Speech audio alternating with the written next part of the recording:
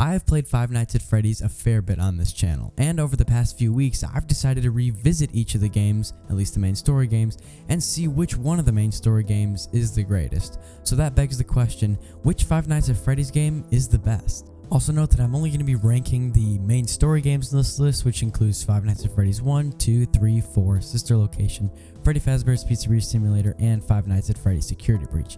And I'm going to start from low to high, so that'll make it easier. Alright, the worst game, in my opinion, in the entire franchise has got to be Five Nights at Freddy's 3. Five Nights at Freddy's 3 came into the area of play at a weird time.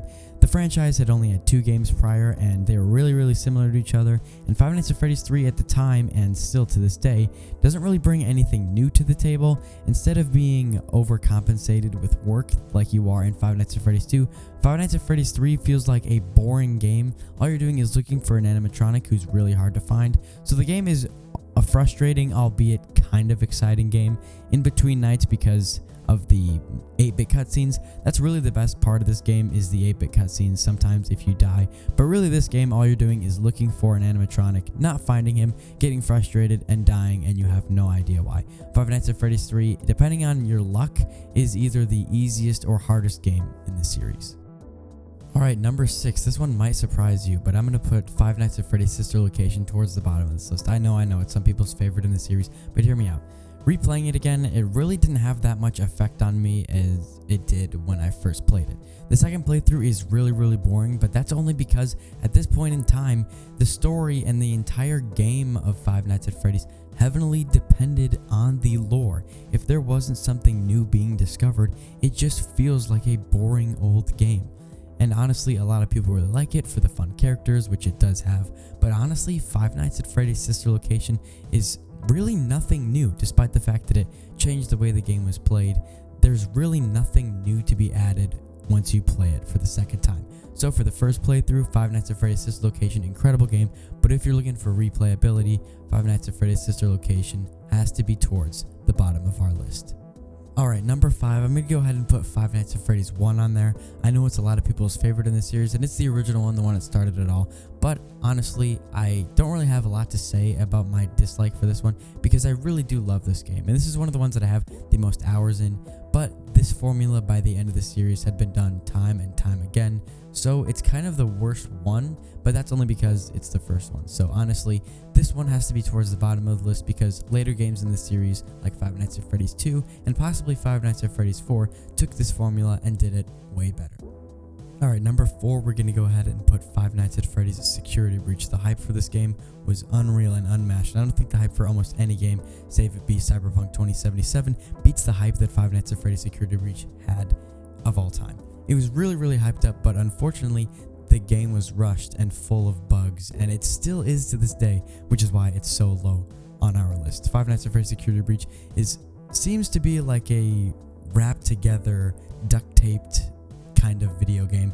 There's not a whole lot of stuff about it that fits together perfectly, but there are some things that are really good, which is why it's so high on the list, but also it's so low because of those horrible performance issues that still haven't been fixed over a year after its initial release. But Five Nights at Freddy's Security Breach, middle of the list because of its replayability is a little bit better than the other games. However, because of its bugs and issues and overall uncohesiveness of the story, it has to be a little bit lower.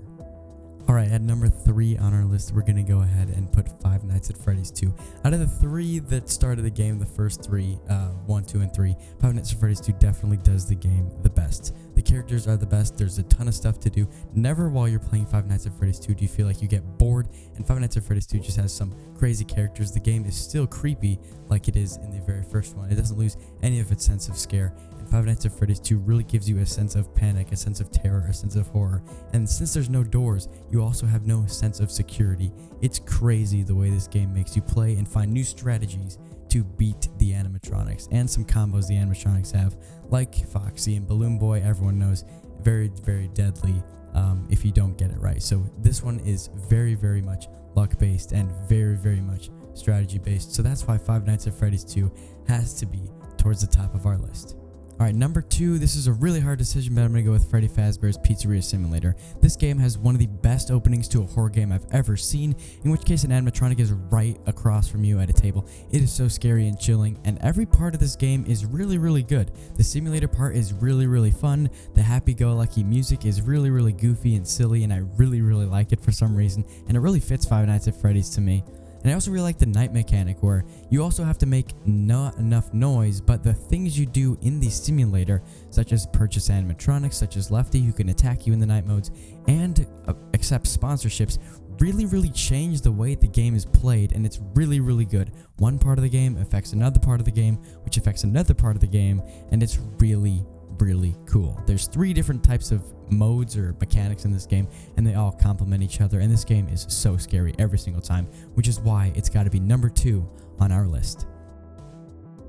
And finally, at number 1, Five Nights at Freddy's 4, my favorite one on this list by far. Maybe not by far. Five Nights at Freddy's 6 is really good too, but that's really hard for me to differentiate between these 2 games, but I had to give it to Five Nights at Freddy's 4 because if you were on that stream with me, you know that I am really good at Five Nights at Freddy's 4. It feels so good when you accomplish a night because of that awesome chimes you get after each night, and honestly, the 8-bit in this game is the best, and the night mechanic is the best.